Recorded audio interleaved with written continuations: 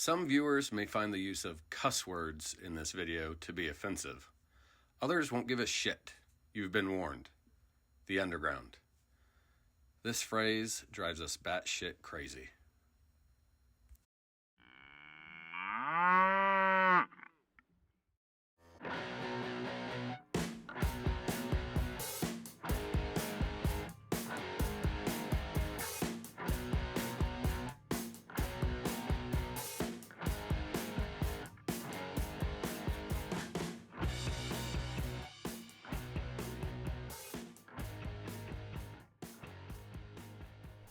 Hi, everybody. Welcome back to another episode of The Underground. Episode 5! Episode 5. We just finished up the mission story episode, which was really 3 episodes in one.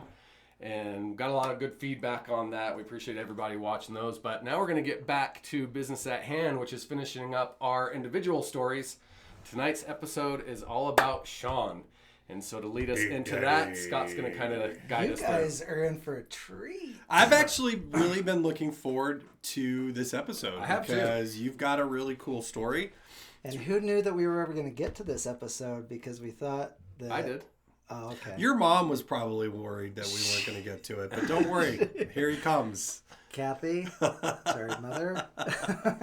Well, I just hope that they get Shawn to tell his story too. They've told their stories and then they went to the mission story. So, no, this is all about you, big guy. Lucky us. And that's here what we are. Everybody's been waiting for. The Lucky mission story is you. great, but let's get back to Shawn. Okay. Well, I'm ready. I'm excited. I've thoroughly enjoyed your guys' stories. I've heard these stories a number of times, but you never get old. It never gets old. What's that supposed to mean? Like I said, it never gets old. Although we do. Well, you guys have certainly aged.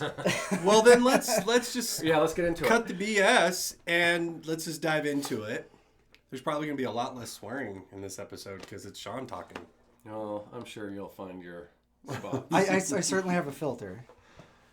Well, I'll make sure to mind my P's and Q's. Right. So, Shawn, we've shared our stories about what it was like for us growing up as little kids in the Church of Jesus Christ of Latter-day Saints. Mm. What was your experience like growing up in the faith? So, from my perspective, in terms of, my overall, just time within the faith, I have rather fond memories of growing up in the faith. I grew up in a neighborhood where there was lots of kids, and so it was the sprawling metropolis of Layton at the time, and so this just had a neighborhood of, there was countless kids. We'll just put it like that. So because of this, I mean, we had great scout leaders that would take us out in scouting, and most kids they only had the opportunity to go out on camping trips a couple times a year. We were out all the time. I think I've touched upon this, but it does I mean there is something to that it does create this group mentality, and you're doing a lot of stuff like that together. And we talked about how scouts back then was kind of here in Utah incorporated within the church, so it does create a lot of opportunities for that kind of stuff. For sure. And what was great about this was there was certainly the distinction between this class and this class, but for the most part we loved growing up together. So was your life just like the Sandlot? Almost, yeah. You had the popular kids, you had the non-popular kids, and we all got along because the one common thing that we shared was sports. Scouting was another thing, and so we were constantly, we had a huge backyard. There's always stuff going on. Yeah, and we had a huge backyard, and so our house was always the central point that most kids in the neighborhood would come and play sports. When I talk about scouting, we had great leaders within the organization, and this is back when Scouts was very much a part of the Mormon faith. Clearly things have changed now, but yeah, when I say that we were... I don't know if people understand why things have changed. Why have things changed now with scouting in the church? Well, my understanding is a lot of those changes have come because of things that have happened within, what do you call it? I just lost the term. I don't know what term you're looking for, but essentially, so Scouts was an organization within the church back then, and the church has just changed that. Yeah. So I now grew up thinking scouting was just part of church because Yes. we did it with the people that we went to church with. I haven't delved into it enough to know all the details as to why, but essentially the church has created a separation that used to always be there. So it's Scouts is not part of church within the Mormon religion like it was when we were growing up. It's totally separate. They don't have anything to do with each other at this point. So from the Blazers, remember Blazers, Yeah. starting at 11, from there till Varsity Scouts, we were gone at least 2-3 times during the month during the summer. And so with this time, there was the camaraderie with everybody. And when I say everybody, we had probably 20 kids that were all within that 2 years time frame. And so we had have. So different. so like, because I grew up in California. Yeah. And so There was you and your brothers. it was me and my brother, my older brother, but he was older, so he was in another class. There was usually one or two other guys. Like when I lived in Seattle, I think there was maybe 4 or 5 of us, and that was it. So there was a little bit different. Yeah, completely different. We had different experiences. Yeah. And so where I'm going with all this is because of this camaraderie, there was always this sense of unity within the faith, acceptance within the faith. And so every week, it was we went to church because we wanted to hang out with our friends, because Sunday was a day that you usually distance yourself from friends. This was 3 hours to be with your friends. And so during this time, it was great. But the older I got, and it usually was that 14, 15 years of age, where all of a sudden you start being introduced to, other things. I had a number of friends that their fathers drank, and so we would go over to their house to drink. Before you go further down that road, we talked a little bit about, in both of our episodes, about what our family life within the church was. So talk a little bit about that, as far as what was your family life situation in regards to the church. And we talked about not really being able to do a lot on Sundays and stuff like that. So just talk a little bit about that. Did you guys go to church every Sunday? So I came from a fairly Mormon family. And what I mean by that is, it was always expected that every Sunday we were going to go to the 3-hour block, and there was no ifs, ands, or buts. It was always, that's the way it was. Did you guys have family home evening? From churchofjesuschrist.org, Family Home Evening is a time to strengthen family ties. We do this by learning the gospel together, by listening to each other's feelings, thoughts, and ideas, and by enjoying activities together. It is usually held on Monday evenings. Yeah, when we were younger. I mean, really, who does family home evening? I mean, there's certainly the families that do. Religiously, yeah, they're called prophets. Right.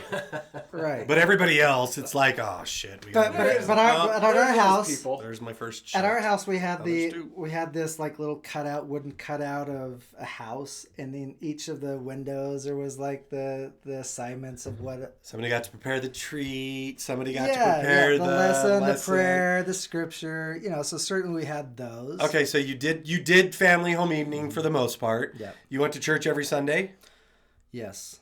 for all 3 hours. For all 3 hours. Did you eat out on Sundays?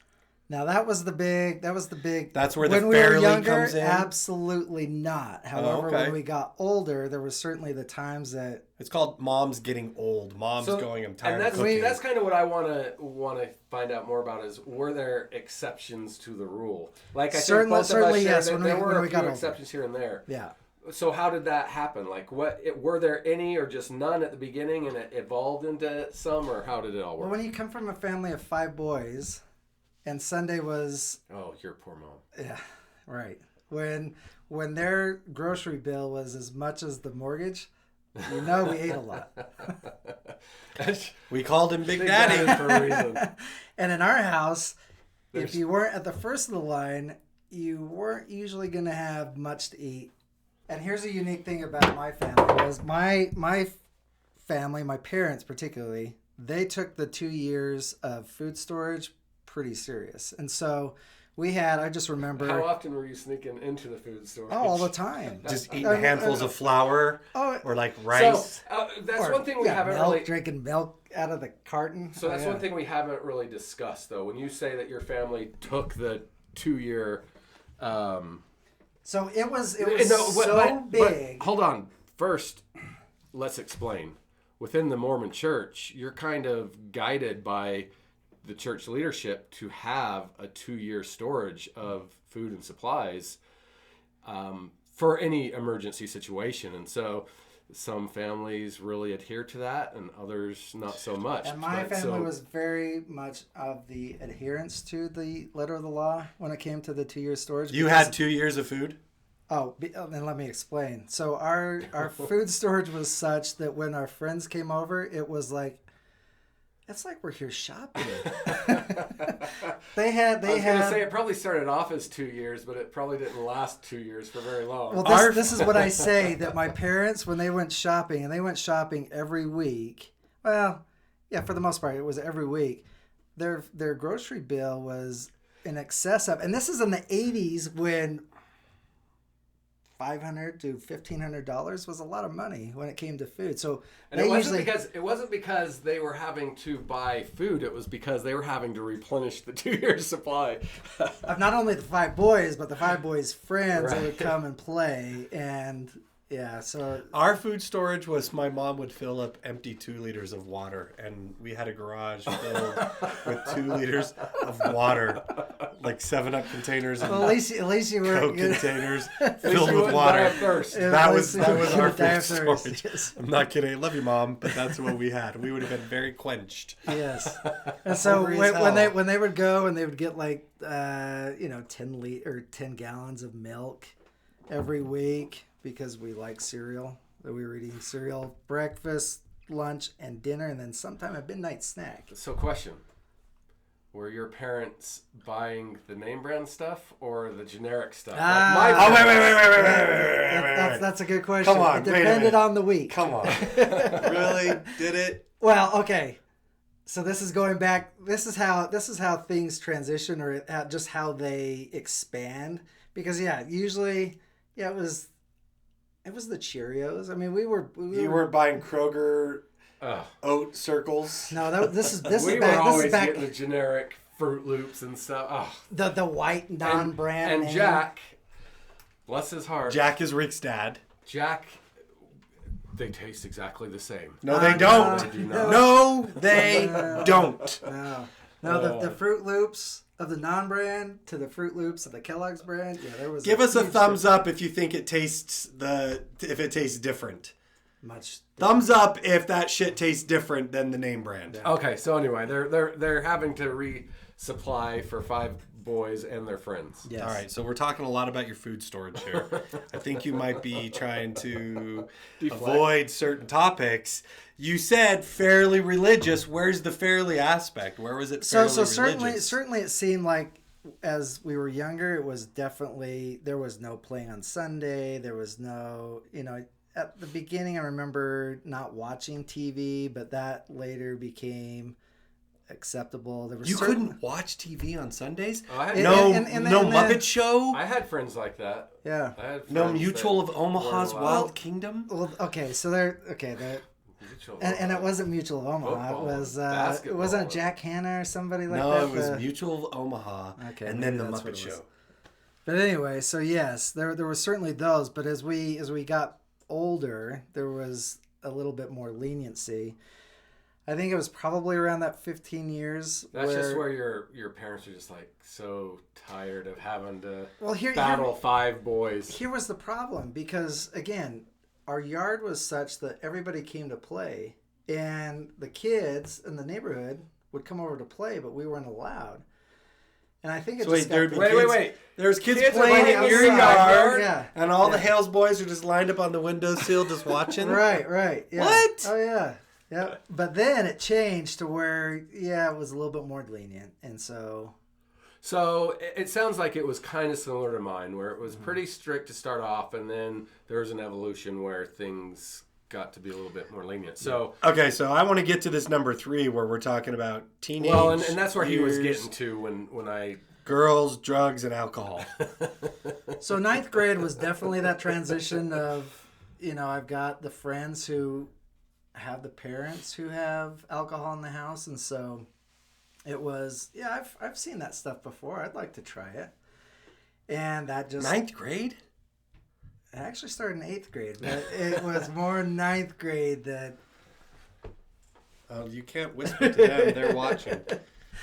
But anyway, so that certainly was the catalyst of, kind of going down that road. And this is where really things start to separate in terms of, where my mindset was. I was starting to see a lot of the things that you don't get to see within the Mormon faith because you're so... Like what? Explain it to them. In a box. What are you talking about? Yeah, what do you mean? Box. You live in a box. And so... Oh, so you just mean you're seeing things outside of the box, like alcohol and just other ways of living your life that don't prescribe to the beliefs of... Precisely. The church. Yeah. So, now we're, now going into high school, and this is a funny story. I think I've told you guys this before, but I was 15 years old. I had just gotten a job. Working at the Sizzler. I've heard this story. And I started dating this girl who was 21 years old. 15 and 21? Yeah. Did your parents know you were dating a 21-year-old? Well, so this is how they found out. It was at a family party. They went to dinner at the Sizzler. It was at a family party. My dad's 40th. Like, wait, you're dating the manager? The assistant manager of the Sizzler. Come on. And it's my dad's and uncle. They're twins. It was their 40th year birthday. And so we were having this big celebration for them. But when we started talking with some of the family, they're like, oh, I thought you were going to bring your girlfriend with you. And I said, no, she's working or something like that. And the question was asked, well, what's her name? And I told them their name, and it was a name, and all of a sudden my mom's like... Do you remember her name? I do. Do you want to say hi? Hi, Tony. Hi, Tony. We've heard about you.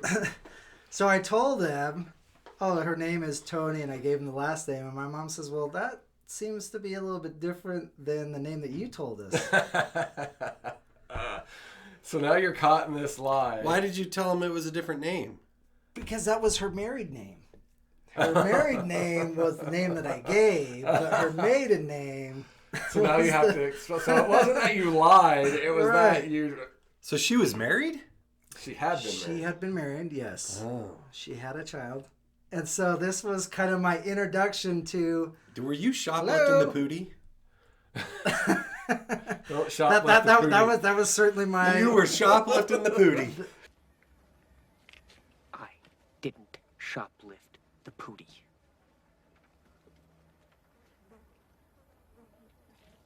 All right. I shoplifted the pootie. Well, I wasn't shoplifting. That's going to be a good clip to add in. I am not. So anyway, I just remember all of my cousins. He was all of their jaws just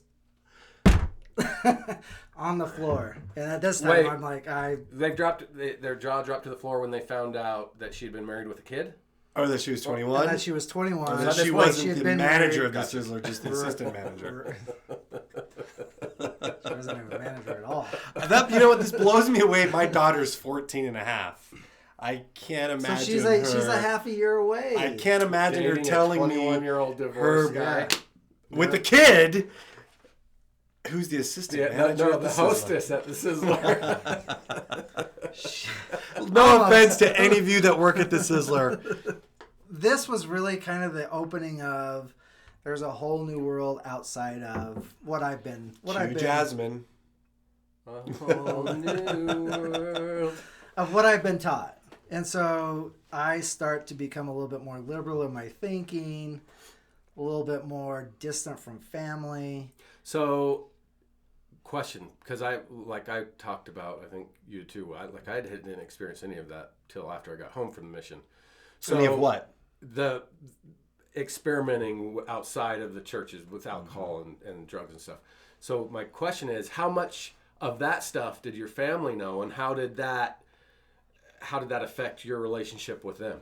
So it was interesting, and that's a good question, because I was pretty good at disguising a lot of, what I was doing outside, because being the oldest of 5 boys, I was certainly the one that always was under the magnifying glass. I was the one that had a 9:30 curfew. No, that's the way the oldest is. The oldest is the one that's the guinea pig. I'll also say Correct. this, I think, and correct me if this wasn't your parents, but I feel like my mom in particular was kind of naive to the ways of the world. She was born and raised in the Mormon church, and so to me, it always seemed like she had been kind of secluded from that kind of stuff and was kind of naive to it. Mm-hmm. And so even if, like, when I was partying and stuff, I think she knew something was going on, but I don't think she could have imagined the depths of it. I know this is you, but because I'm sitting here and I'm listening to you talk about this, and I remember being in 8th grade, and I had a friend, and we hung out, and we got into trouble together, and his parents had a liquor cabinet, and we would come home from school, and almost every day he would pour himself a shot from his parents in 8th grade, pour himself a shot. As if it was no big deal. And I just remember I never drank, I never had any of it, but I remember him drinking Bally's Irish Cream and pouring different liqueurs and different schnapps and things like that. So, I'm sitting here listening to you going, holy shit, 8th grade and you're experimenting with alcohol. I certainly could have been doing that. The Holy Ghost was just a little bit louder in my ear than he must have been in yours. You were more... I was just terrified. No, I was exposed to others. I saw my first porn when I was at his house. His dad had all these movies in the closet, and it would go Short Circuit, I'm trying to think. Back to the Future. Yeah, Back to the Future, Hard Bodies. Debbie Does Dallas. And then it would jump over to boom. And that's where I saw my first porn was in 8th grade at his house. And that's usually the age for most kids at that age, when they're curious. Yeah. I remember getting my father's, I don't want to say it was a subscription, but it was a mail-in, the Victoria's Secret catalog, and just being... Your dad had a mail-in subscription to Victoria's Secret? I don't want to say he did. My mother was the one that was buying Your mom had a Victoria's Secret catalog coming to the house? Yours didn't? No. Mine the best did. I Yours could get didn't? was... Yeah. The best I got was Glamour magazine on occasion. He was J.C. Penney. Esquire. That's what he the was getting. Sears catalog. Sunday was my favorite day of the week. Sears catalog would come and he's going right to the lingerie section. Sunday was my favorite day of the week where all the ads came. And I got no shame in that. Yeah, and it was that age where you just become curious, right? And so this started to lead me more down the life of, hey, this is fun. Drinking on weekends seems to be a good time because we don't care, And what was your drink of choice? Well, we weren't going for quality; we were going for quantity back then, and so it was definitely Keystone. And we would go and get the 24 case of Keystone, and this is back in the day where I was actually buying beer because I just looked older, and back then they were a little bit more liberal on checking IDs, and I think I got carded once. But other than that, yeah, we were, every weekend was, how thrashed can we get, before, and a lot of this was... We have to pass the sacrament on Sunday. Or we have to bless the sacrament on Sunday. In the Church of Jesus Christ of Latter-day Saints, the Holy Sacrament of the Lord's Supper, most simply referred to as the sacrament, is the ordinance in which participants eat bread and drink water in remembrance of the body and blood of Jesus Christ. 16-year-old males are ordained priests, and one of their responsibilities every Sunday is the preparation and the blessing of the sacrament. How trash can we get? Were there other people in the ward that were drinking with you? This ward, no, but the surrounding wards, yes. Mm. And that probably made it easier. Oh, yeah. I bet that made it easier. See, for me, it was...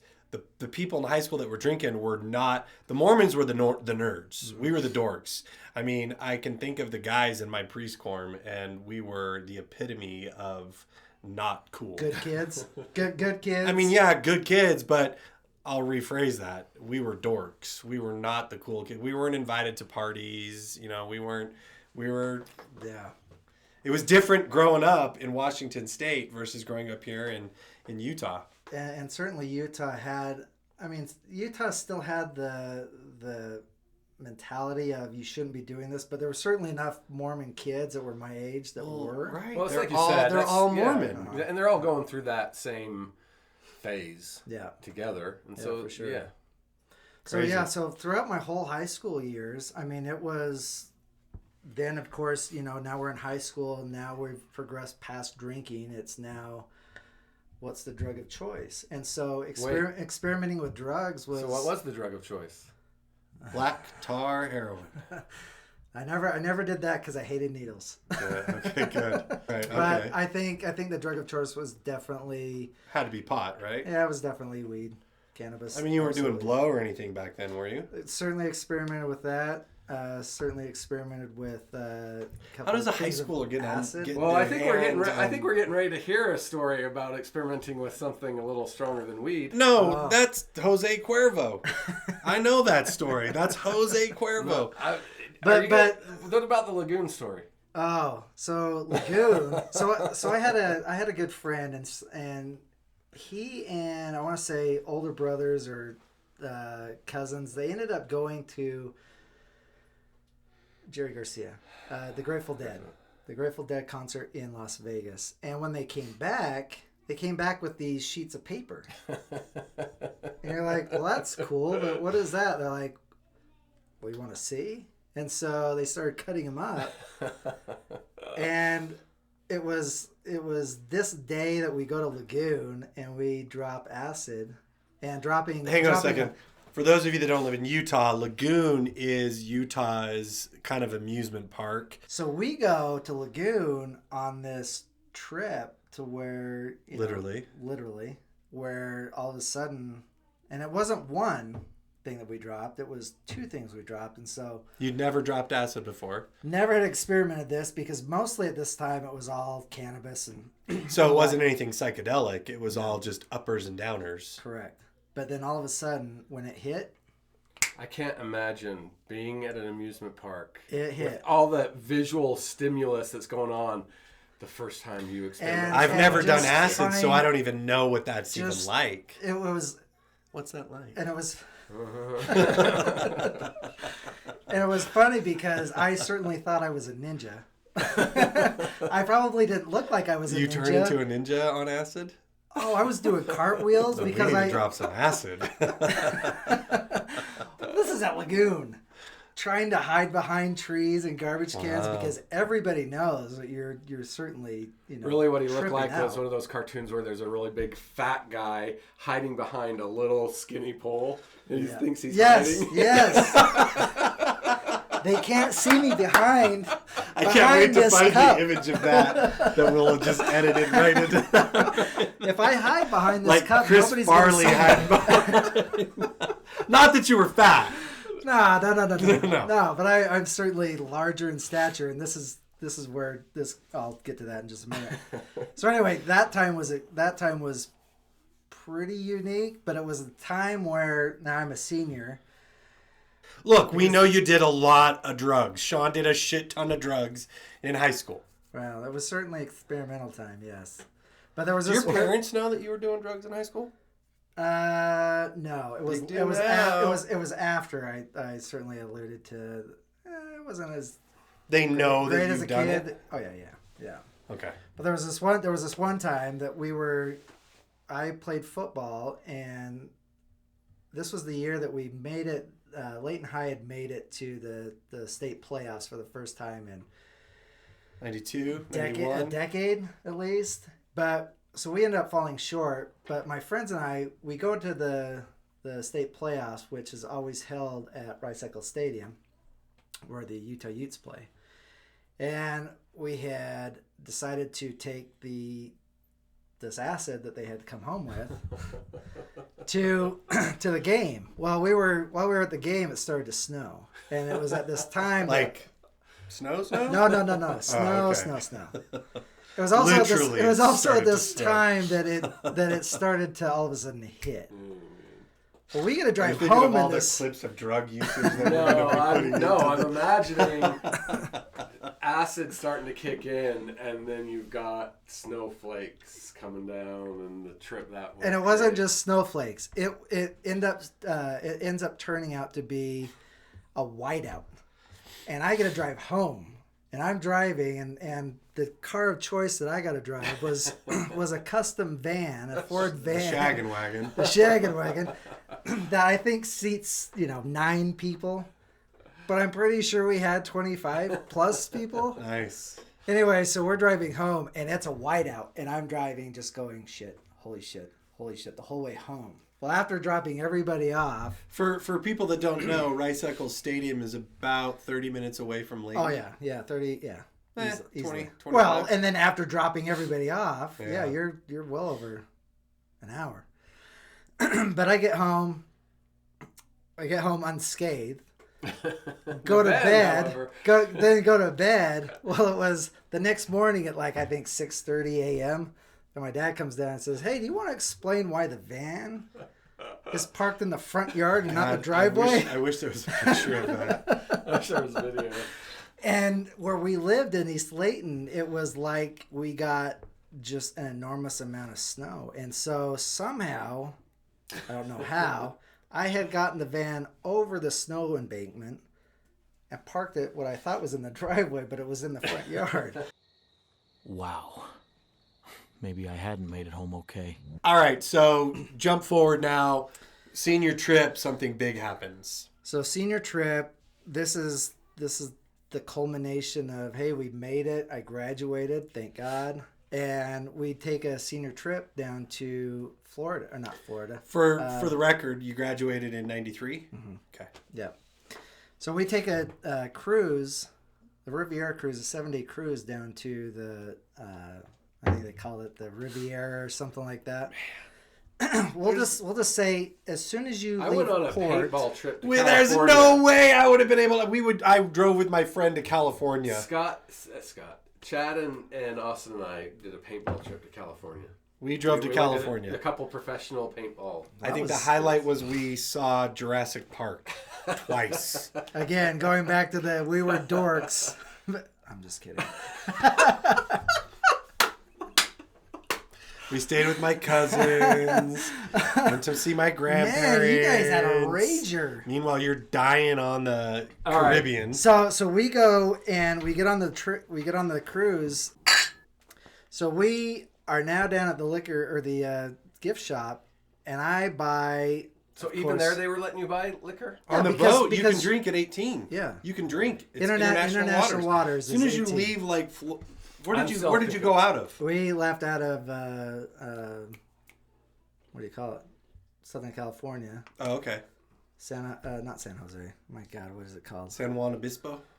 Where's Salmon and Cup Long Salami? Beach? Long Beach? Yeah, Long Beach.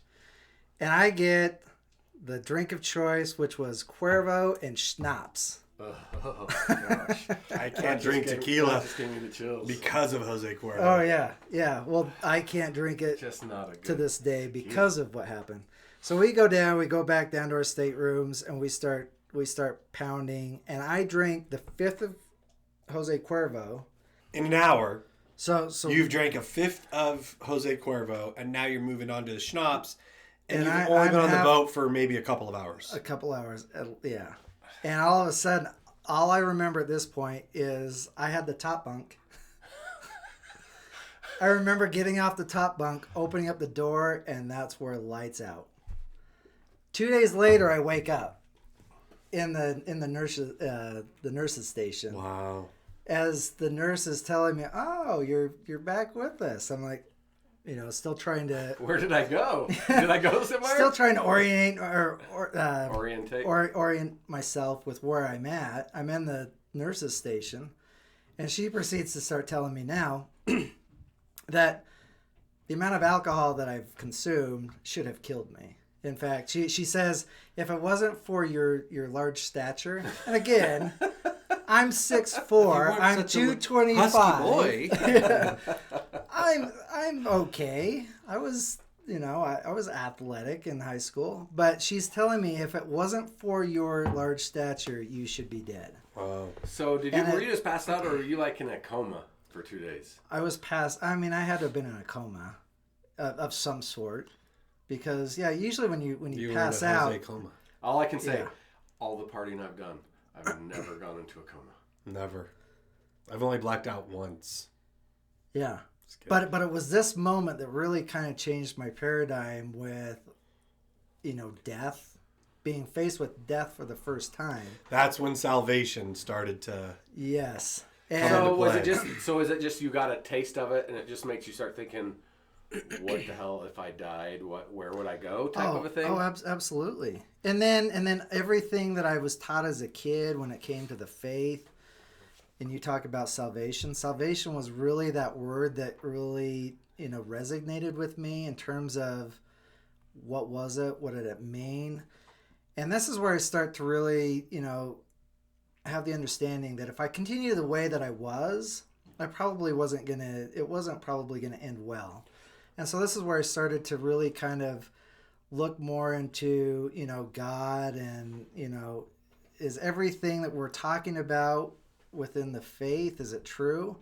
And so it was at this point that I made the decision that, I wanted to go on a mission, because my parents up to this point realized I probably wasn't going to go. They encouraged me to go, but I was certainly not planning to go. Did they know the senior trip story? After, yeah. After what? I think it was right before my mission that I told them that the reason that I wanted to go was for all the right reasons, and I'd had a near-death experience. So they knew you were partying and stuff, but they didn't know the extent of it. Yeah. And so Did they really know that you were partying? They didn't know I was partying as heavy as I was. Did they know you were dropping acid after the state championship game? But they knew you were partying, and so they just assumed, well, there's a chance he's probably not going. Right. He's going down a different path. My mom had spent many sleepless nights waiting for me to come in, and I'll never forget this. We had a split entry home. That's where you walk in the front door and it either goes upstairs or downstairs. Very common here in Utah. Correct.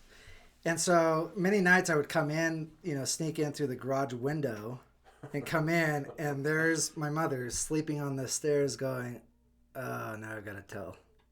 She's sleeping on the stairs? She wanted to make sure that all of her chicks were in the house. And so, she definitely. I get that. Being a parent, I understand that now. Yeah. It's hard to go to bed when your kids are out there. Yeah, for sure. And my mother was, the epitome of all of what mothers are. And so I had made the decision, and this is where I wanted to go for all the right reasons. I wanted to go not because my parents made me go, but I was wanting to go because I wanted to know, and I wanted to have that. You'd grown a foot or two. Yeah, for sure. So For you sure. went through this experience, and it led you down this path of thinking, okay, so what is all this spiritual stuff I've been taught my whole life? Is it real? Mm-hmm. And so what I think I just heard you say is that you decided to go on your mission. You didn't necessarily go with a testimony. You went to kind of gain one. Correct. So now I'm in Australia, and I would say for the first few months, I was really trying to get my footing in terms of, I was still trying to figure out everything. And again, we're teenagers. And so certainly the instinct of, wanting to still play, but wanting to learn and really try to... And want to be serious. Yeah, absolutely. You're pretending, because you got the suit and tie on, to be just this adult now, whereas 7 months ago, you were passed out in a Jose Cuervo-induced coma on a cruise ship with Frank the Tank written on your chest. But it tastes so good. and now you're walking around in a suit and tie, and now you've got rules. You've got... See episode 4, parts 1. Right. But for the first few months, I was really struggling. I was struggling because I didn't have my testimony, and I wanted it. And I think it was because I wanted it that I was really... I felt that I was struggling.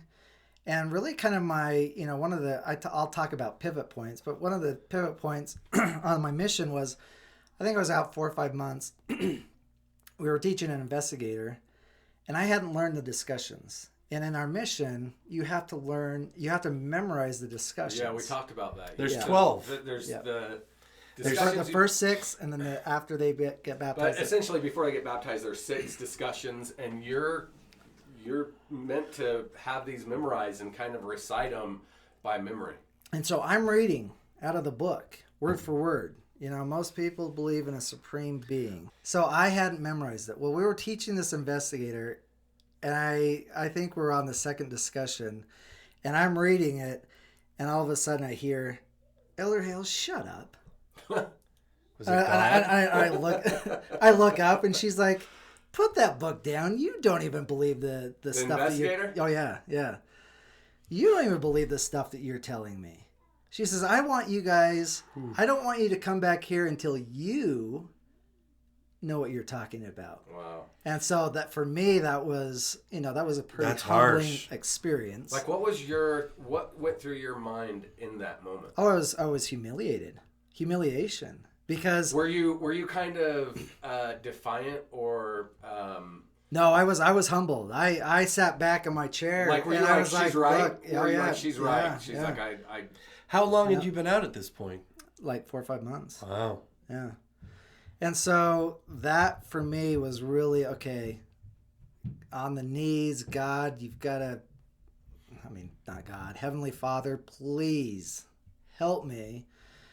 And a couple of weeks went by, and we were teaching another investigator, and I remember vividly being in this conversation that now I'm becoming a little bit more, I don't want to say educated, but more easy to talk to people and teaching them the discussions. You're studying and you're learning, and so you've got more of that in your head now. Yeah, and it's vivid. It's still vivid in my memory about, just the feeling of, and I call it the witness of, kind of having that what everybody talks about when they give their testimony as kids. I don't know if it was like this with you when you were growing up in the church, but every Fast Sunday, and Fast Sundays are the first Sunday of every month, and this is where people bear their testimony and they tell the other members that what they believe. But the main part of church is sacrament meeting, and usually that's people giving talks. But in Fast and Testimony meeting, the first Sunday, like you said, it's where the members have a chance to get up and give their testimony of the church. But the thing that was always hard for me was to hear the kids, either my peers that would get up there and give their testimony, and they got up there and they were so sure that I believe, I know. They were always using these, and I was like, I don't know. Well, come on, really.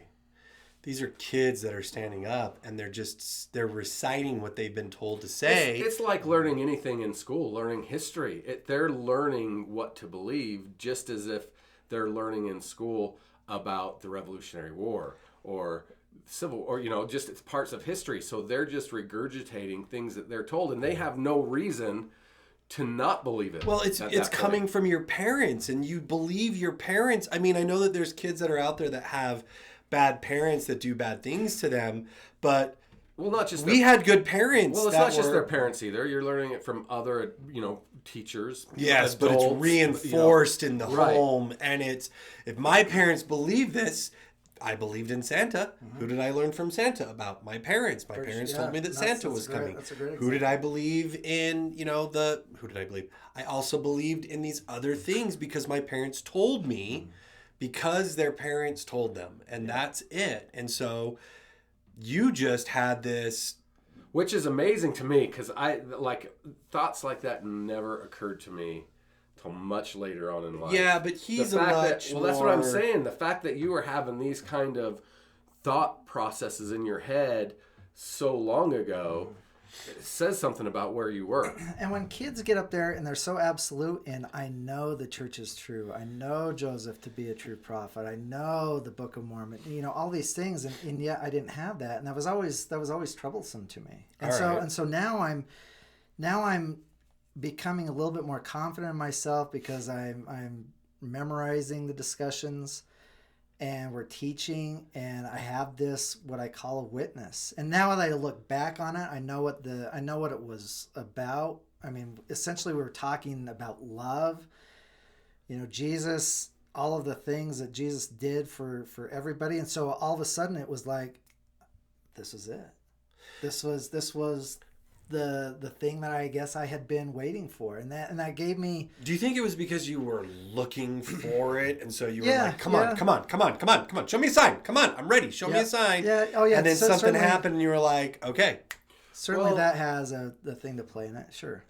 I mean, maybe we need to talk about it specifically what that was. I mean, talk about that experience of, like, that's a pretty Just moment. going my whole body But just right, but resonated what was with... the situation that brought that up? You said you were talking about love and Jesus, but what was that situation? Well, I think certainly you set the tone, you know, and the What I mean is, who was the conversation with? What Oh no, was the it conversation? was an investigator. We were teaching an investigator, and I think we were on the second discussion where we were committing them to baptism, and a lot of the things that missionaries do with the setting the tone, setting the stage of, hey, we feel the Spirit here.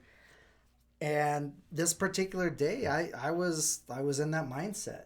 And the reason I say this is because later this is going to have an impact, because at this point, everything that I had wanted, I now feel like I have. Does that make sense?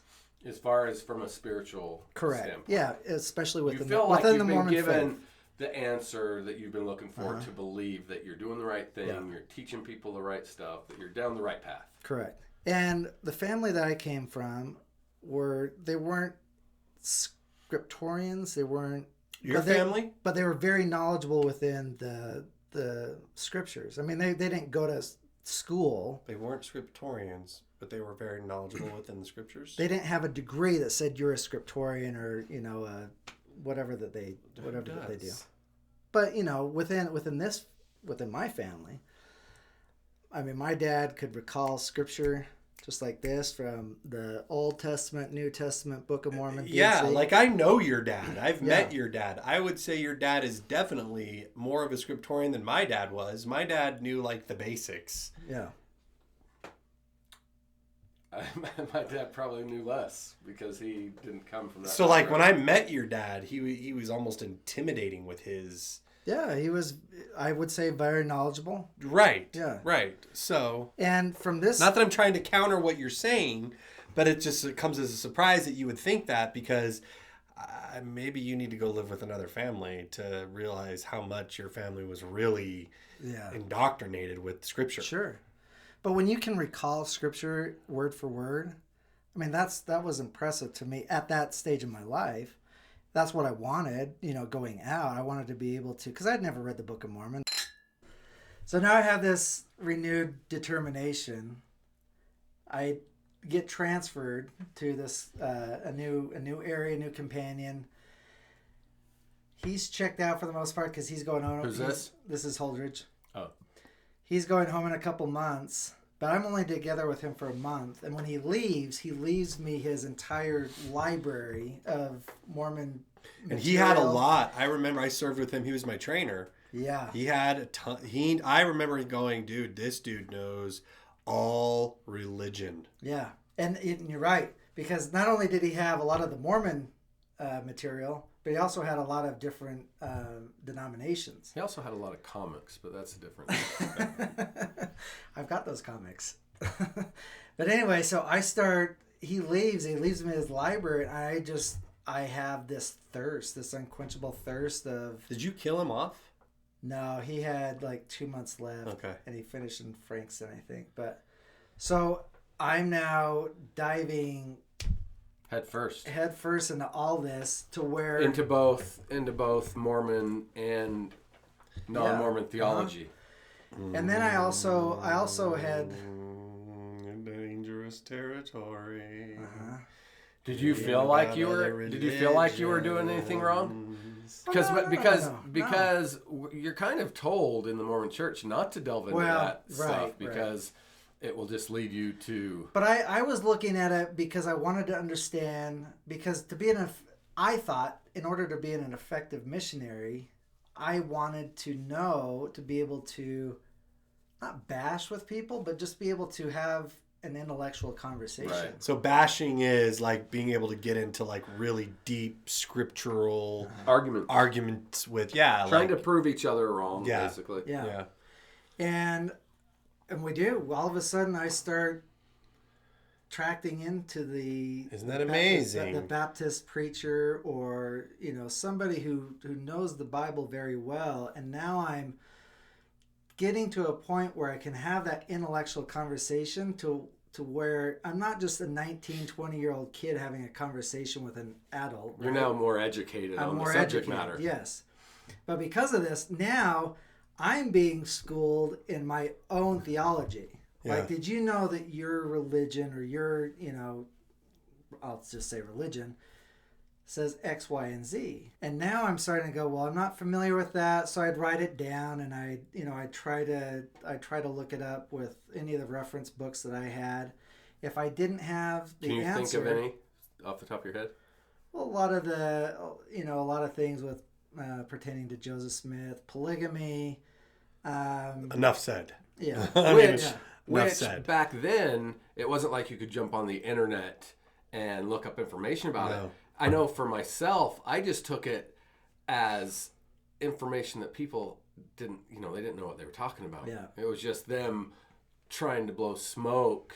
Because you are raised with these blinders on, being told, you've got the truth, Don't look outside there, and don't look over there. Just keep looking straight ahead. You've got the truth. And so that's kind of like all I had. That's what I went into the mission with, was just going, nope, I know the truth. But now you're interacting with people. And I think it's interesting that you get to a place where you feel like you're confident enough to start having conversations. And then those conversations start coming. Mm-hmm. And what do you learn? Oh, yeah. Well, and also we talked about this in one of the first episodes about that Secret Ceremonies book. Yeah. The gal, she came out. Yeah. It was my episode. Yeah. It was the article in Women's Day magazine. Yeah. Check out episode 2. And we talk a little about this article that came out. And so we're having a lot of those discussions with these types of investigators and they're not really investigators. They're just people wanting to bash with you. Yeah, exactly. So if I couldn't find the answer, the only other person that I could turn to was the mission president. Right. And, our first mission president, I could ask these conversations. I didn't have many conversations because at that time I was still in that lull or that funk. But now we've got Hurst, and I'm asking him the questions. Hey, what do we tell people when it comes to this?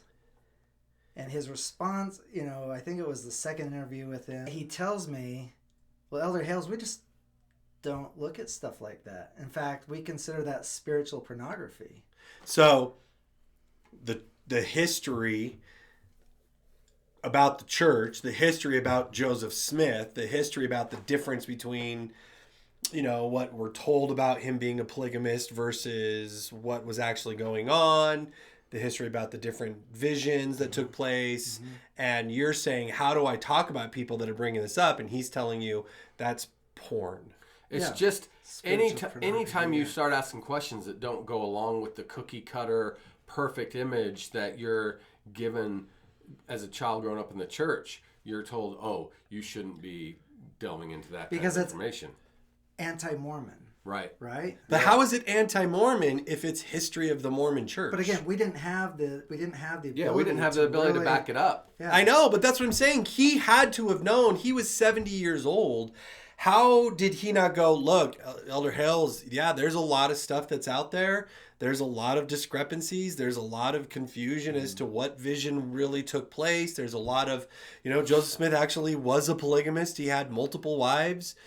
But the best thing to do is to focus on the salvation aspect of the church. Instead of saying something like that, he just said, that's porn. We'll just brush it under the rug. Fuck. Right? That's my first fuck of the episode, I think. So anyway, after having a number of these conversations where he couldn't answer my question, and even telling him, hey, look, he was getting this out of Journal of Discourses. He was getting this, or they were getting this out of History of the Church. What's Journal of Discourses for those people that don't know what that is? Journal of Discourses was a number of discourses written by Brigham Young. And I think... Brigham Young was the second prophet of the Mormon Church. And I can't remember how many volumes, but it's like an encyclopedia. Get in the frame. It's like an encyclopedia of these discourses. There's a few of them. And so that really discouraged me in terms of, being able looking into it more. Yeah, looking into it more and just being able to have the answer. Because now you really feel like you're doing something wrong. Correct. So then we go through the whole mission experience with getting sent home. You go through that whole ordeal. Obviously covered in depth in episode 4. Three parts of 1, 2, episode and 4. 3, yeah, multiple coming out hours. This Saturday. And it'll already have been this Saturday by the time but... this comes out. But so now you're home from your mission. And for the next several years, I buy into it. I am in it to win it. And as we like to say in the cult world, you were drinking the Kool-Aid. I was drinking the Kool-Aid. Here's the interesting thing. So I talk about pivot points. One of my major pivot points happened on 9/11. So real quick though, let's just state that you were in it so much that you met your wife, you got married in the temple, you're going to church every week. You got to talk about Mel. I've got 2 kids. And it's fully under the umbrella of the church. You came home, you got married in the temple. Yep. So you're now married, you got married in the covenant, you're married in the temple. And I'm so you're full on down the path of the paying your tithing? I'm not paying tithing. Did you go to the temple? Did you go to the temple like on a Friday night for date night ever? I'm sure we did. Yeah. Wow. Yeah, for sure. Okay, so you're fully entrenched. I'm not turning down calls. And at one time, I think I had a call is when the church asks you to work for free for them. Yeah. We take on different roles within the church, whether it's teaching a class or whatever. God, one time I had a state calling. I was in the Young Men's Presidency, and then I also taught the Sunday school for kids. So I had 3 callings that I was doing every Sunday for probably a good 2-3 years. So you're fully entrenched, and then 9/11 happens. So go down that path where you were But before that, or before all of this, 9/11 happens, and that really started me down the path of really starting to question, because for me that was a big deal, thinking how could something like this happen here? So talk a little bit about that. Why what happened with your mindset in terms of 9/11 that led you down that road? Just the age of innocence. I think it was the age of innocence for me, with thinking, how could this happen, for one, and really kind of going, well, who are these people that want to do us harm? And everything shattered. Yeah, absolutely. Your paradigm, your worldview. Americans, and regardless of being in the church and everything, I think that was the case for most people, right? Is that your worldview was just shattered when that happened? Yeah, for sure. And so for me, I started to really question, why would these, this organization, this group want to do things? And so that really started to kind of take me down that road of, when I say questioning, not taking people's word as face value. Face value, correct. So just because somebody says that they believe something and know something to be true, you're now going, well, I've been told that my whole life. Mm-hmm. And then I'm seeing other things that are happening that maybe create a possibility that might not be the case. Oh, yeah. So what was the transition between that happening with 9/11 to now starting to question things within your beliefs? 5 years later, 2006, I had spent the majority of my professional career within the real estate, and I started to see the writing on the wall with everything starting to crumble with the economy, and looking for a way out. And I get not all the way out of real estate, but I start this business with a company where I'm my own business owner. I'm a business owner, but I also have a position within the company as a director of this owner-operator division. And what was unique about this company was it was a Mormon family, but it was a Mormon family that, for most Mormons would call them, oh, well, they're just intellectualists. They're just, they think that they're smarter than God. They had essentially left the church, and going into work, I was there for, 7 years, but going into work every day really became a challenge because my faith was being challenged every single day. Were you still active at this point? I was very active, yeah. And so for me... So they were actively kind of going at you with their... They were starting to throw all of the things that I'd heard in Australia.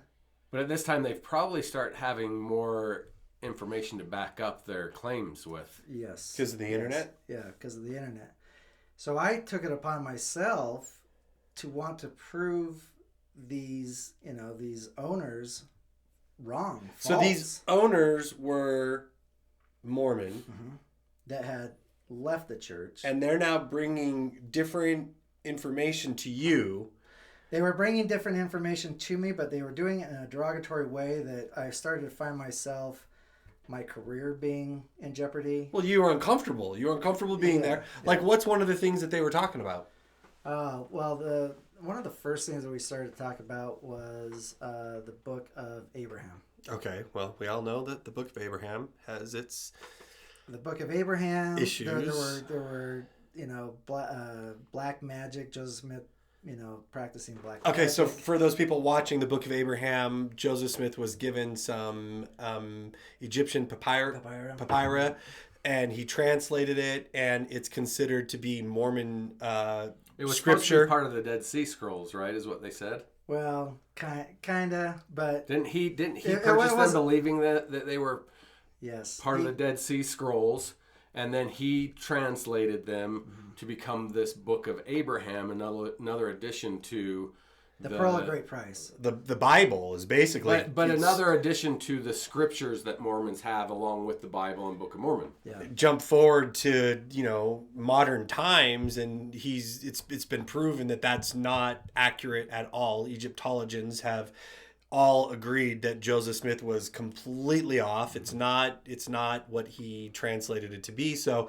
they're presenting that to you, and that's the first time you're hearing about that? Yeah. And it's blowing your mind because you probably at some point in your life gave a talk quoting from the Pearl of Great Price, reading from one of these texts that Joseph Smith supposedly translated. Yep. And now these people are saying it's bullshit. And you're going, no, that's not true. And that pushes you into that arena of finding out, is it true or not? And so for probably a good year, I'm making a list, right, of all of the things that they're telling me, oh, you believe it because of this, and I'm writing it down, and finally got to the point, the pushing...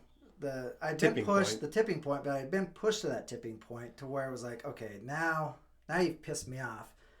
Now I'm going to go and prove you wrong. You don't ever want to piss Shawn off. Yeah, there's definitely the poking the bear. Yeah.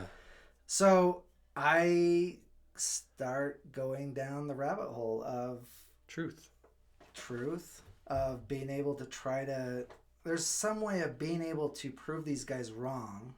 But every time I would look into something, you were finding stuff that backed him up. Yeah, I started to become discouraged. And the more I started to try to prove all of these things right, the more truth I would find.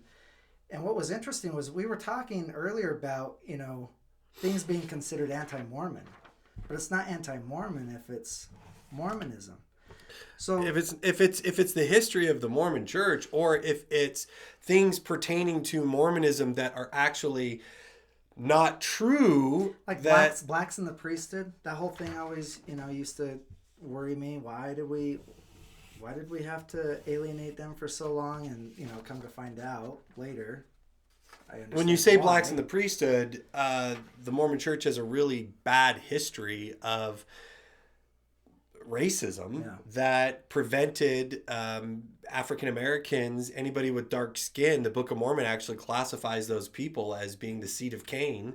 They're cursed people, and people with light skin are glorious and delightful, and and so there's that racism that's taught in the church, and black members of the church were not allowed to actually receive the priesthood or enter into the temple until 1978. We were alive when there were people that were being denied the priesthood blessings and the temple blessings just simply because of the color of their skin. And that can't be denied. That is not just us having a chip on our shoulder about the church. That's just the history of the church. And what you're finding is the history of the church is you're uncovering these type of things, and you being an intellectual person are going, wait, what? Well, my daughter's black. Yeah. My daughter's black, and when I started to have these conversations with, with these individuals at this company about blacks, wait, what? And then you start looking at it and going, in their own words, It's hateful. So Brigham Young says that the highest degree that a black will ever receive in the celestial kingdom is a servant. So these were the types of things that were really concerning. And so when I talk about the unwinding of all of my beliefs now coming not full circle to that degree, but just really being presented for the first time in my life, everything I've been taught leading up to this juncture in my life is a facade, is not what I've been taught to believe. So what does that do to you mentally? Where did you go as a result of that? So I call it the perfect storm. So I'm going through this faith crisis now to where I don't want to rock the boat. I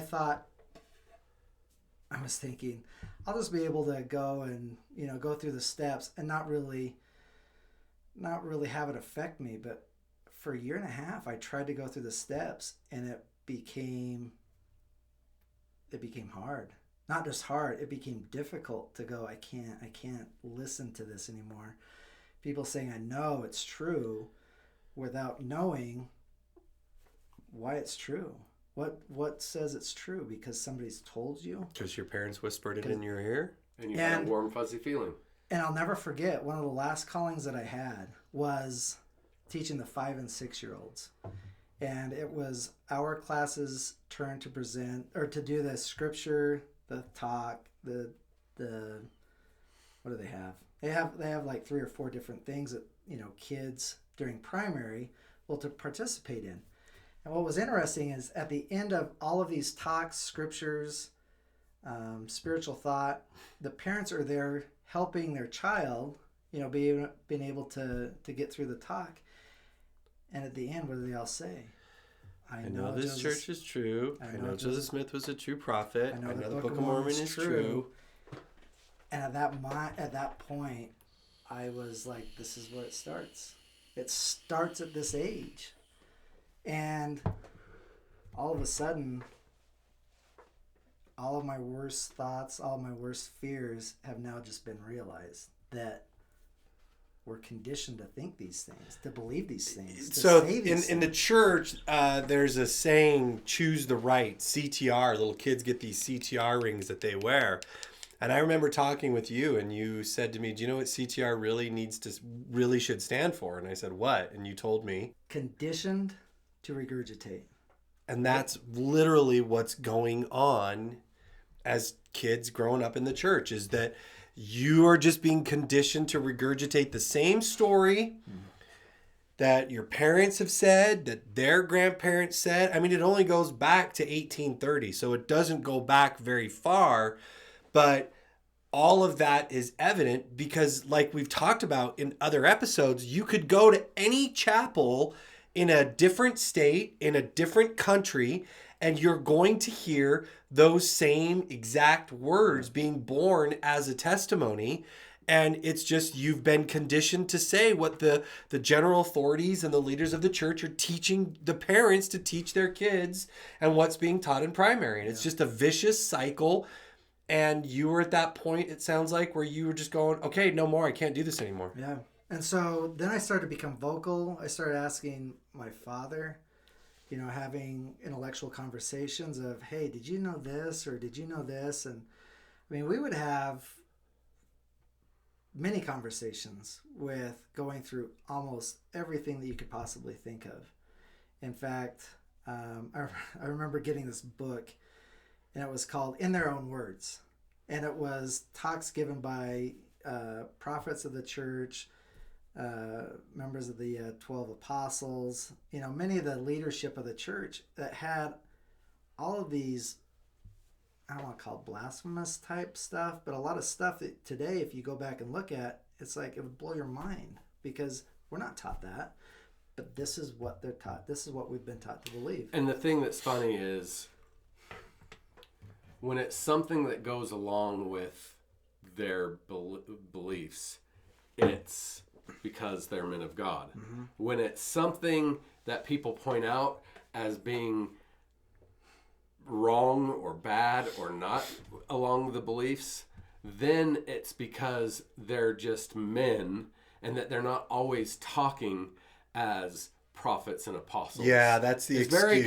It's very convenient that when they say something that the rest of the world knows doesn't go in line with most people's morals or whatever, it's because they're just they're men and they're open to making... They're human, they can make mistakes. But they're not always speaking through God, that, But, so how do you pick and choose when they're speaking as a prophet, teaching doctrine, or just speaking out of their ass, saying that any position for a black person to have in the celestial kingdom is going to be that of a servant? Brigham Young was a prophet, supposedly called of God, when he made those statements.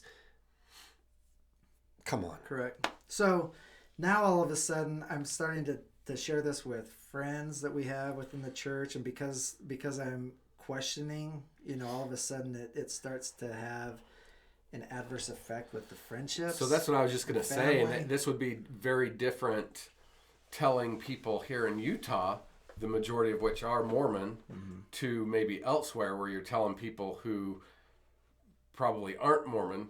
So just talk a little bit about that, like what effect it had on your relationships with family members and That's friends. what I want to know is, what did your wife say? What were your parents saying as you were showing them history and these discourses facts, yeah. Actual things that have been said? What was being said by them then? So I'll make it clear when I say this. I'll say that as many as 90-95% of members of the faith only get the gospel principles version, and what I mean by that is it's Disneyland. It's great. It's a great environment to be a part of. Yeah, we get to have potlucks, and we get to have doing stuff together. We get to go spend eternity with. We're going to create worlds together, and we're going to have a road show or a talent show, and we're going to go camping, and there's going to be Relief Society functions. But when it comes down to, do you understand what your church really teaches? They don't have any fucking clue what the church really believes or what they've taught or what the history of the church really looks like. Would you agree? So when you get under the frosting and you look under it and you're like, whoa. There's a lot of crap under here that nobody's really aware of. I'll never forget. I liken it to Disneyland. Disneyland, we love going to Disneyland. One time that we were at Disneyland, we were talking with this attorney, and my wife absolutely loves being there. And we're talking to this attorney that actually worked with Disney, represented Disney, and he starts to talk about all of the shit that happens on the other side of these walls that the rest of the world doesn't see. And he says, once you see beyond there, it's like it loses the magic, the happiest place on earth. And that's ultimately what it started to be with me. Is the happiness. You started seeing behind the curtain, and it started affecting your viewpoint.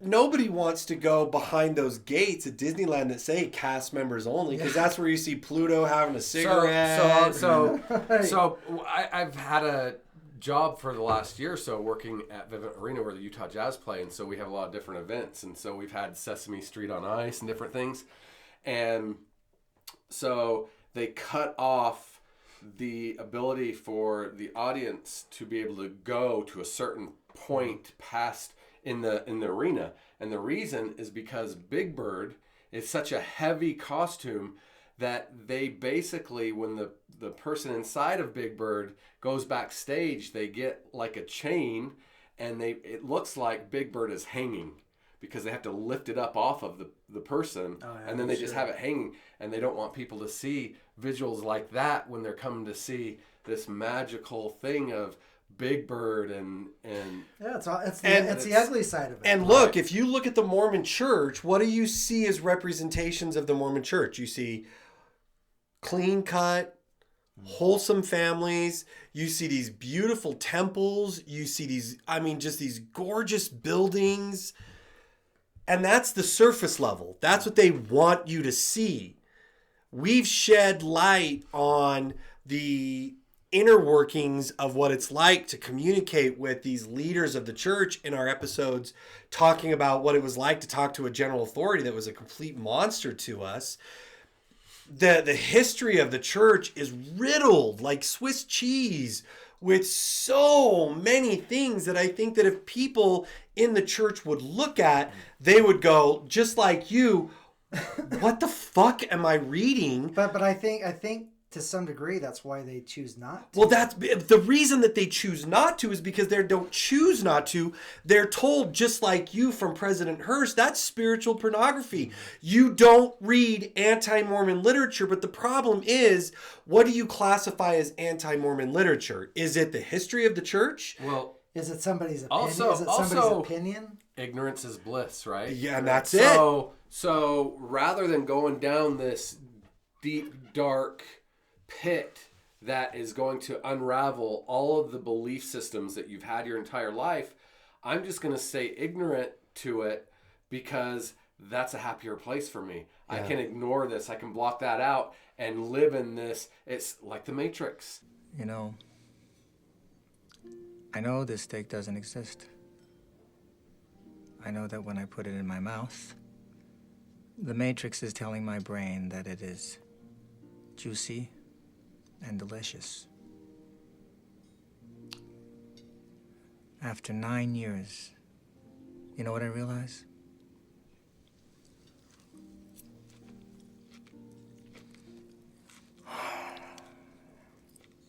Ignorance is bliss. He's just saying, I'm good with it all being fake. It feels real to me. And so I'd rather have it feel real than have to deal with the real world of knowing that it's not real and all the shit that comes along with that.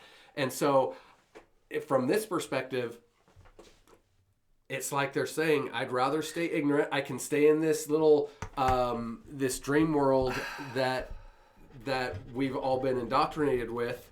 And I'm chomping at the bit here because I had a conversation with one of the former APs from our mission. I'm not going to say his name, and I'm not going to name the general authority. If he wants to come on the show and he wants to tell the story, he can.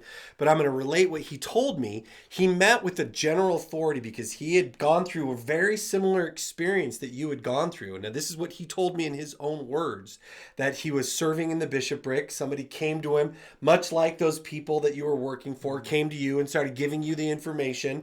And he was like, look, let me go and see if I can research it and answer some of your questions. So he started doing the research and he started going, okay, son of a bitch. Well, look at that. Okay, well, how about, oh, well, what about that? Oh, holy crap. He ends up leaving the church, builds a relationship with a member of the Quorum of the 70, one of the general authorities of the church, goes to lunch with him, presents him with this information saying, this is what I'm finding. This is what I'm seeing as history of the church. Can you research this and come back to me? Because I'm really struggling here. The general authority comes back, meets with him again and says, look, this is where our conversations have to stop. Yeah. He said, I got a kid that goes to BYU, man. I got a kid that's going on a mission. He's like, I can't have these conversations with you. He's like, look, yes, I get it, but we can't talk about this stuff. So you might want to accuse me of being intellectually dishonest or spiritually dishonest, but this is where I have to end the conversation. I can't keep this up. There are general authorities out there that know the church isn't true. There are people that are out there that know it's not true, but just tasting the steak and just going along with it is a whole lot easier in their mind. So you're dealing with all this and you're having these conversations with family members and close friends. So how does that balance out for you, knowing that you're over here and they're over here? So ultimately, this leads to a very dark place in my life. I can only imagine. Because when I say that I did everything that I possibly could to prove that it was right, I couldn't deny what I was seeing in terms of truth. And Say that louder. Say that one more time so everybody can hear you. Yeah. As much as you tried to prove that it wasn't true what they were saying. As much as I was trying to prove that it was right, I couldn't prove it. Because all of the things that, we've been taught, that's anti-Mormon, and I say all of the things, that's absolute. Most of the things that I came across, and I would say 90% of the things that I came across was all dealing with Mormonism. In the history of the church. Story, yeah. And so after talking to priesthood leaders, after talking to my father, talking to my brothers, or just talking to anybody that, hey, do we really believe this? What was the one thing that they say broke your shelf? I hear that talked about a lot. They say, what broke your shelf? What was for you? What was the big one where you went, okay, I'm going to be okay with not believing this anymore? That's fucking crazy. Well, there's a few of them, but certainly having a black child, that was, to me, one of the most... Just the racism that's latent in the church. Yeah, for sure. Because at this time now, now this is a few years into it, and I'm finding there's other events that are taking place in my life too with, I'm losing my business. I've got a business partner who's embezzling money, and he's doing it, with a smile on his face as he's just sitting there slitting your throat going... Was he a member? Oh, yeah. Okay. Yeah. And then losing all of the financial, abundance that I had attained up into this point was all gone because of this business partner, along with going, what was going on with the church. Now I'm finding myself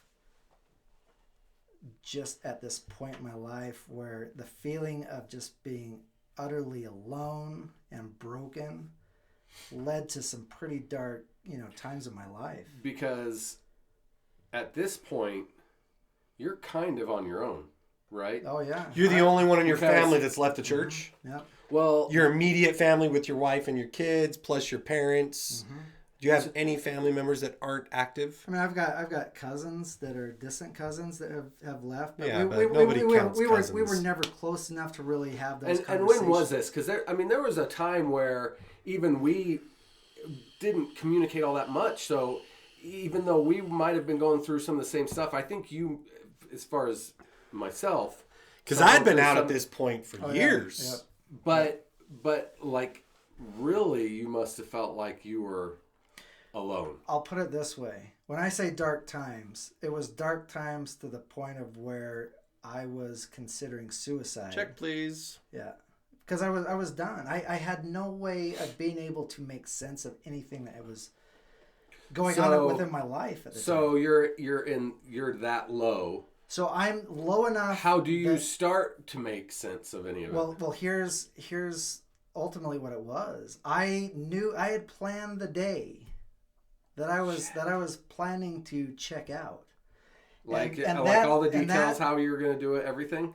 Oh yeah, I knew that my family was leaving to go to work and school, and I had X amount of time before they got back. And here's the crazy story about this was, so they were gone, and I was just, I was downstairs. I was in the basement, just at that. You don't get to these levels and think that there's any hope. In fact, for weeks leading up to this point, I remember. I think, you just talked about it when we got sent home and you were having that moment in the Relief Society room of just, Heavenly Father, please, show me something. And nothing. For days, nothing. And I had determined in my mind that this was it. And what was unique was one of my business partners who is I consider a brother as well. But he had no reason. He called me, and usually because we had a business together, he would call me, but I just sent it to voicemail. And he called me again. I sent it to voicemail. He called me probably a good dozen times. All of a sudden, I get at the door. But where are you at this point? Oh, I was checked out. Where were you? He was in the basement. I said that. Yeah, I was in the basement, and all of a sudden I get this knock on the door, and it's Dave, and I'm like, When you say you were checked out, were you ready to? Oh yeah, go turn the car on. That's what I'm saying is go to sleep. You were just ready to go in the garage, turn the car on, be done. You had it all planned out, and now Dave is there. And he is relentless about, Does he have any? He has got zero clue that you're going through any of this. Oh yeah, no, because I internalize a lot of my issues. Like I don't wear a lot of my emotions on my sleeve to many people. Until it's too late. Until it's the ugly emotion. Right. Till the green and starts. It's not on out. your sleeve. It's all over. Right. But for 20 minutes, he's outside just banging on the door. Shawn, let me in. And finally I broke down. I was like, okay, I just got to get him out of here. But, he's like, what are you doing? What is going on? How come you're not answering the phone? And for a good probably 10, 15 minutes, I'm trying to get him out of there. And then I just break. I break down and say, Dave, I have nowhere to go. I have zero place to go. Is he a member? He was a member. He was. But he had left the church. But he had left as well. And, we were business partners while he was still a member, going through his, exit, and going and knowing a lot of the things that, he left for were a lot of the things that I left for. But for the next 5 hours, we sit down and we have this come to Jesus meeting where, I'm telling him all of the issues that I've got, and all of a sudden starting to see a light at the end of the tunnel again, and starting to, mentally come back to, holy shit, I was close. What was the light? Like, how did you start seeing the light? Back then, it was, I still wanted to make sense of religion and having that foundation or base within Christianity. So we broke down the books of Galatians and Ephesians for the next 5 hours, going point by point, and all these things going, yeah, this is what I'm going through. Could you even tell anything that's in the book of Galatians or Ephesians? I don't have any fucking idea what's in that book. So yeah, if that helped you, great. But I'm here today because thanks, Dave. Yeah, because he showed up that day. Okay, so as you now are looking for a deeper understanding, where are you going? What are you looking into? So I made a go of Christianity for a few years, because it to me, coming from the Mormon background or Mormon faith, it made sense. But what was interesting... I'm not going to believe in Joseph Smith, but I'll believe in Jesus. Yeah. Because that seems to be less of a stretch. It makes sense. Yeah. It makes sense because, again, it's going back to my conditioning. But it was an interesting trip that we took in the summer of 2018 that we go to Sedona, Arizona. You say we. You're talking about my you and Mel my and family, Jaden and Bree. And if you know anything about Sedona, Arizona, it's known as a hot spot in terms of like energies, vortices, and just has a different feeling altogether. As we're going to Sedona, what's unique about this trip was we weren't supposed to go on this trip. It's my mother-in-law's timeshare. It's her last year as the timeshare, and my sister-in-law was supposed to be there. Shout out to mother-in-laws with timeshare. So this is the year that it was the off year. We weren't supposed to go, but because my sister-in-law had come down with a serious illness, we now are invited to be there. And you guys have seen the movie Brave? Mm-hmm. Well, the Disney movie. The Disney movie, Pixar Brave. movie. You know those blue Disney wisps? It's Pixar. You know those blue wisps? Yeah. Well, all of a sudden, my life starts to see these blue wisps or these energies. These start leading me to different things, being spiritual things. Sedona, we're at Sedona, and normally, when I go on vacation, I just want to relax. But my wife, all of a sudden, she starts making all the accommodations for excursions and Jeep tours. We're gonna meet with shamans. What made her decide to meet with a shaman? I don't know. It's Talk about the ultimate. These blue wisps. The ultimate backfire. I can't explain it. I It can't just explain happens. it. It's just right. pointing you in a direction. Right. So we meet with the shaman, and Do you remember his name? I don't remember his name, but he starts to make sense. He starts to talk about a lot of the energies of the earth and just more of the natural type phenomenon. That was one trip. We also have a Jeep tour, a 3-hour tour that we actually made it back from. But it was my conversation with the Jeep tour guide that started to really change the way that I start perceiving things. Because Jeeps will have that effect. But it's interesting because how it all started was there's a number of Jeep tours that you can take. One of the ones that I wanted to take was you can go out at night and you're guaranteed to see a UFO. So I started talking about it. I says, "Is this real?" He says, "Oh yeah, it's real." He says, "Yeah, what you do is you take the night vision glasses and you look up in the sky and you can see all kinds of stuff happening up in the sky." He also alludes to, as we're in the backcountry now. Did you see a UFO? No, not a UFO. But anyway, So he's the like, guarantee see didn't that? work. What's that? So the guarantee didn't work. Well, we didn't take the UFO tour. Oh, we okay. just took the day tour. All right. But he was telling me, he says, "See that mountain over there?" He says, "Do you like Marvel?" I says, "Love Marvel." He says, "There's an infinity stone in that mountain." And I'm a little skeptical. I said, A little? A little skeptical. Just a little? Because that would have been like, I'm like, yeah, okay, dude. Okay. Right. But on one of the times that we get out, he says, as we're continuing the conversation, he says, "Do you want to see?" He says, "I've been able to remote view and see this." He says, "Do you want to see what it looks like?" Did you know what remote viewing was? Do you know what remote viewing is? Briefly, yes. I had known the term enough to understand what remote viewing was. So explain. But remote viewing essentially is being able to remote view into a certain Remote viewing. Remote viewing is Remote basically viewing. when you view remotely. Right. You don't leave your body like astral projection. You're able to see things. There's as if- documentation of the military conducting Yes, experiments with remote viewing. It's out there. We'll post a link in the comments. That shit's real. Yeah. So he shows me this 3D diagram of what he's constructed, and I'm looking at it going, okay, that's pretty What? fucking cool. This is of the mountain? Yeah. So anyway, the tour is now starting to wrap up How did you get into this conversation? because because one of the tours was looking at UFOs. Okay, of right. being able to look at And UFOs. then the Marvel conversation. And we started talking about artificial intelligence and, I won't get into this conversation. That's another episode. That's another episode. Coming soon.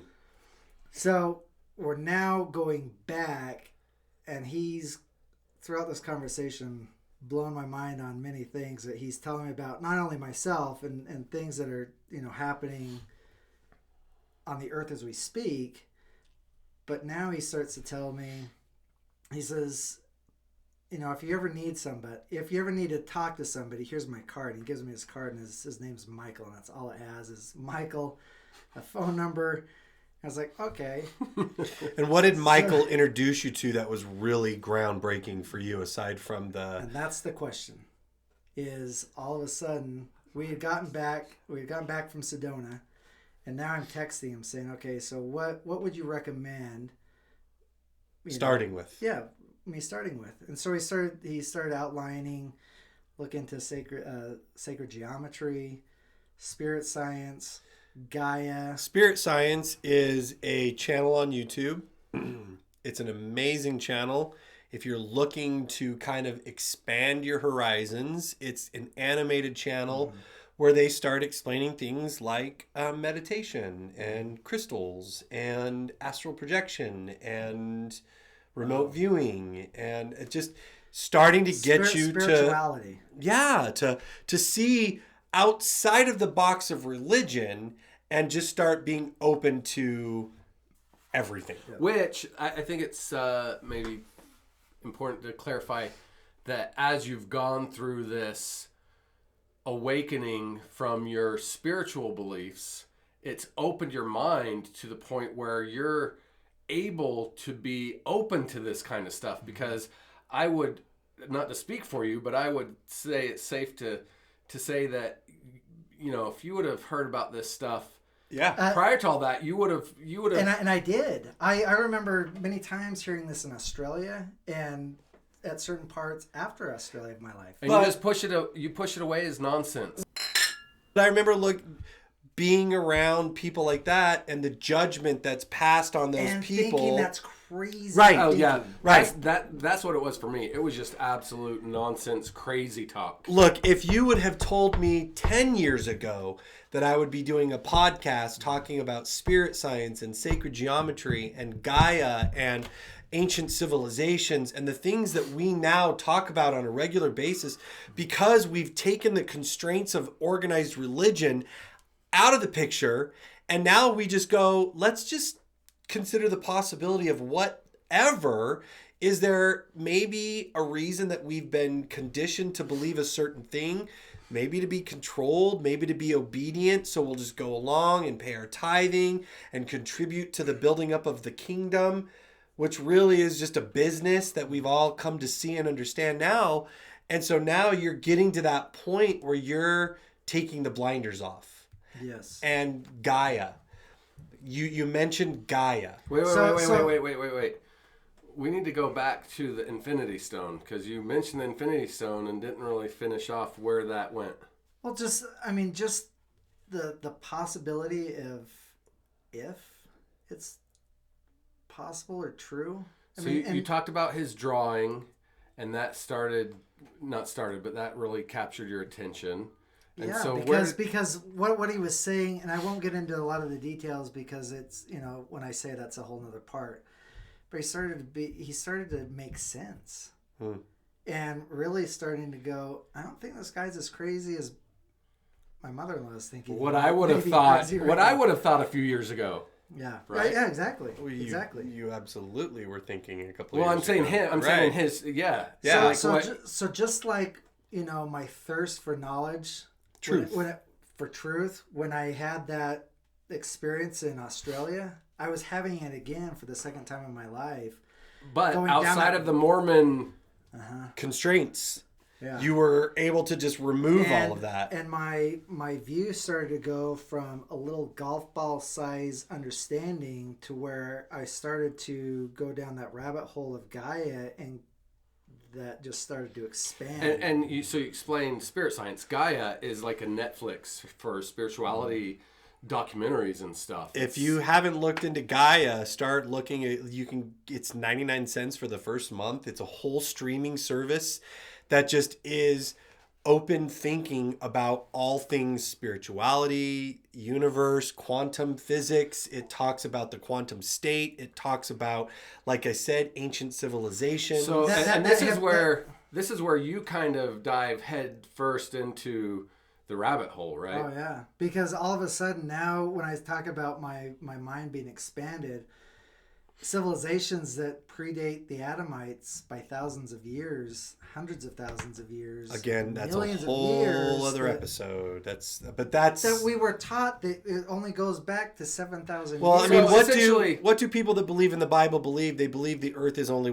6,000 years old. Well, almost 7, right? Sorry. So, but essentially, Almost you're starting to find out information about things that completely contradict the beliefs that you've had your entire life. The beliefs that you've been conditioned to believe, Yes. and And now it's- you're choosing to seek truth, and you're finding things that are resonating with you. And I think it's also good to note that it's not necessarily that you believe everything that you're seeing or reading or listening to, But again, it's just about having the mindset that you're open to other possibilities outside of those constraints. The free will to be able to choose. Do I believe this? Do I believe in this, or do I think I believe in it because it's what I've been taught my whole life? Right. Yeah. And that's ultimately why I now believe that I don't have a belief in any organization or any one truth. And even the stuff you see on Gaia, you go, well, I don't know if I believe that. Yeah, well, I think that's an important part is, in the Mormon church, they tell you it's good to question, but it's only good to question if it falls within the belief structure of the Mormon church. I've got the when quote, it starts, I've got the quote for you. Okay, good. I'm ready for that because I'm confused. Doubt your doubts, but don't doubt your belief. Right. That's what right. Elder Uchtdorf, one of the members of the Quorum of the 12, said in one of his General Conference talks to the members of the church is, it's okay to doubt your doubts, but don't doubt your faith. So, like I said, it's okay to question as long as your questions don't fall outside of the parameters. As long as you're not questioning the Mormon church structure. Yeah. Question whatever you want. And as so long now as it's not this. So now you're seeing all of the you're inhaling all of this new information and all these different new ideas, and you're able to question everything. Is this something that I believe or I don't believe? Is this something that I feel like could be possible or not? But the point is that now your mind is open to the possibility of there being other truths. Yes. So where do you now start applying meditation? How do you get introduced to meditation? Well, so it was going through the Gaia, and they started talking about meditation on a number of things, and then having conversations with you. We talked many times about meditation and getting. My wife is big on meditation. Yeah, Jen's really big into meditation. And just how it starts expand the mind even further because now you're going to places where many people would think is taboo, but it's within. So yeah, just having that going to that place of silence and going to that place of stillness in meditation really began to open the mind. What do you think about seen before? What do you think it was about meditation that allowed you to open your mind like that? Living in the present moment. Because many of us either live in the fear and are pissed off about, we live in the past and be pissed off about all of the things that have happened to us. We feel shame. We feel regret. We feel that burden of the past, and that's not being present.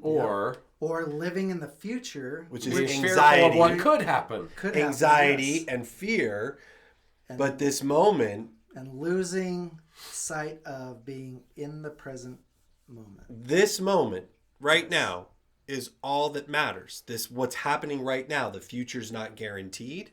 Mm-hmm. The past, there's nothing we can do about it to change it, but so many of us live in those two planes that don't exist, and we forget that what's happening right now is really what matters. Yes. And again, going back to the blue wisps of just being introduced to all of a sudden, not just, all the things that are in Gaia, but samadhi. Yeah. Samadhi has absolutely links below changed my perception and perspective on a lot of things. The law of one. So how do you take all of this in and start using it to evolve your beliefs? Where's your true power now? Is going back to that not being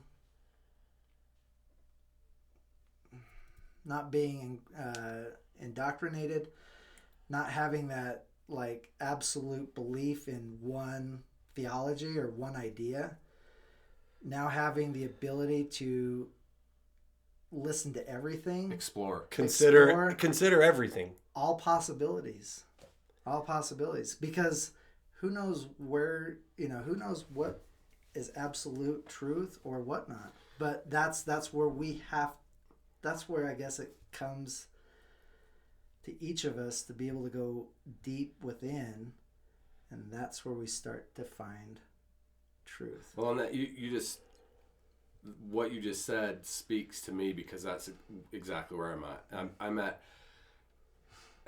I don't know what I believe, because I believe that a lot of things could be truth, and a lot of things could not be truth. But I'm just open to learning more and being open to the fact that there's a lot of possibilities for what's true and what's not. And I'm not going to prescribe to any one thing, because there's no evidence to me to say that any one thing is true or not. Correct. And again, going back to the I don't know what I don't know what I don't know still today. Yeah. And how are you? Are you comfortable with that? I'm in a much better place today than I was even 2 years ago. That's good to hear you say that. Because of, having that expansion of mind, or just being able to, again, consider all possibilities. Because what happens, when we start to take on the absolute of this is truth, and because this is truth, everything else is false. So I know we're getting ready to wrap things up, but we talked about what effect this had on your relationships, whether it's family members or close friends or whatever, when you started this process. So now, in where you're at today with your mindset and your openness to accept any potential thing as a possibility of truth, how does it affect things today in your relationships? Like, what's the relationship with family like? Well, I would say this is my relationship with family is something that is a process that we're learning how to be able to commingle. If that how to makes sense. Accept each other with different how to beliefs. accept, yeah. Because when you come at somebody and say, well, you're wrong, of course that's going to put that individual or that group on the of people defense. on the defense, right? Just like, well, you're wrong. Well, no, you're wrong, and it has that back and forth of not being able to go anywhere. But look, I understand, because of my understanding now helps me understand, and this is going back to, Law of One teaching, is we're all one. We're all droplets of water from the same ocean, having individual experiences, but we all come from that one body of water. I'm having my own experience. You're having your own experience.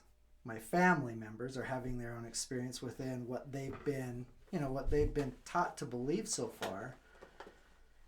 And I'm getting to that place where I get it. I understand. I don't want to fight. I don't want to argue. I'd rather, hey, let's just move forward and look to see how we can better our relationships. And the only way that we can really do that is by changing ourselves. Well, and that's sometimes a hard thing to do, right? Because when you feel like you've been enlightened, you want to share that with other people so they can be enlightened. And that's where you kind of start butting heads, right? Because you're trying to prove what you know to be true, and they're trying to prove what they know to be true. And like you said, it just creates this thing where both sides get defensive, and it starts these arguments. Yeah. I think of the John Lennon song. I just pulled the lyrics up. Give me some truth. You know that song? If you played it, it probably would. It says, I'm sick to death of hearing things from uptight, short-sighted, narrow-minded hypocrites. All I want is the truth.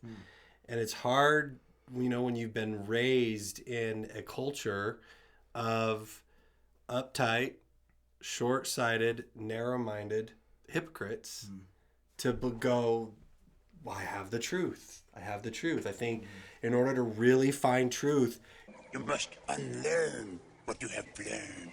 And you've got to just open your mind to, like you've said, all possibilities. And, if you're going forward and your intention is connection and love, then I know that that's really what you've been. I've seen the evolution of you. I've seen the change that's taken place in you, and having you, kind of be an example to me of letting go of the ego and that need to be right, and just loving people and just accepting.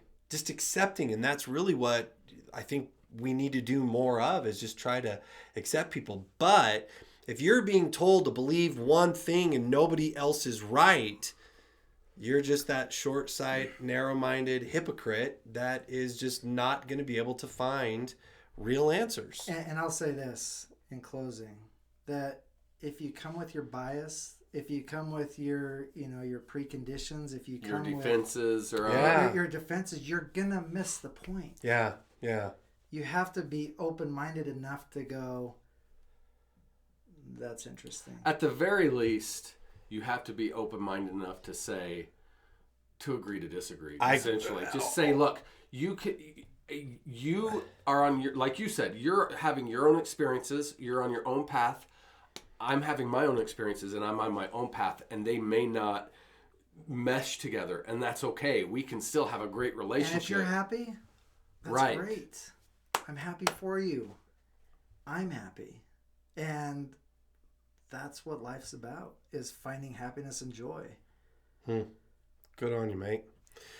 Look, I know this has been a long episode. I think this will all be one part. It's going to be a little bit longer, but this is definitely one for the books, because I think a lot of people are going to be able to relate to Shawn's story here. And you mentioned in earlier episodes how different his story is than us. And I think that's just been proven, is that... I just left. I didn't like it, so I just bailed. At the very beginning, you went through changes and you felt guilt. Mine was a long evolution, a long gradual thing. It certainly didn't get to the dark depths that you did. But this is the exciting part, because now that we've told our stories, we've talked about the mission stuff. Next episode, we're actually going to have a guest on that's going to be telling their story about going through their own faith crisis. And from here on out, it's going to be bringing more people on. We've got a list of people who have already reached out to us and that want to come on and tell their story. So look, if you're watching this and you're going, man, that's totally, I've got a story that's like that. I'd love to sit down and talk with you guys. Even if you're not even in this country, we can facilitate that over technology. If there's anything we've learned from coronavirus, it's that we can use Zoom. Now, All right. I am gonna bring up one more point, and I think it's important. I do appreciate your one piece of flair that you have here, that you've brought with you, but I think if you could step up your flair game a little bit more. What one? One is the minimum requirement, but that doesn't mean you don't have to stay at one. So we've been changing our flair. Rick's got, Duck Mall, and he's got his original SEPA. Straight from Melbourne, Australia. This is SEPA on hollowed ground. That is game worn. I think used. at one point we've all had this in our mouth. Probably. I've got my flair here, so I'm gonna request a little bit more challenge. flair. It's a challenge. Challenge to Shawn for more flair. You might have to go to your storage unit. We don't. I don't want a dirty Kleenex. That is disgusting. Look, hey, thanks for watching, everybody. We appreciate you being here. We appreciate the comments. We appreciate the support. We're on our way. We're climbing up there. We're getting closer to more subscriptions and more views. And our purpose of doing this is just to reach those people that are out there that we know have these same type of experiences, to just be a beacon of light, to let you know it gets better.